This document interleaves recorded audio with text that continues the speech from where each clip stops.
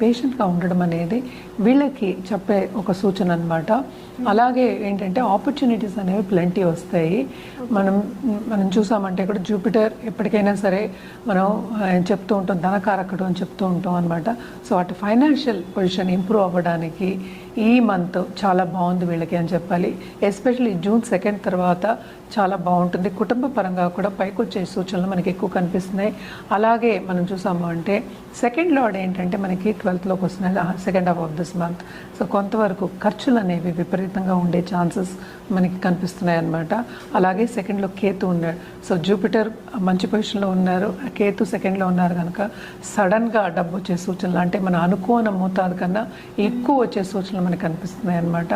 తప్పక ఏంటంటే ఎవరైనా ఫైనాన్షియల్ మార్కెట్లో ఉన్నా కానీ, లేకపోతే క్రయ విక్రయాలు చేసే వాళ్ళకి కానీ, కమోడిటీ మార్కెటింగ్లో ఉన్న వాళ్ళకి కానీ వీళ్ళందరికీ ఏంటంటే చాలా కమిషన్ బిజినెస్ అని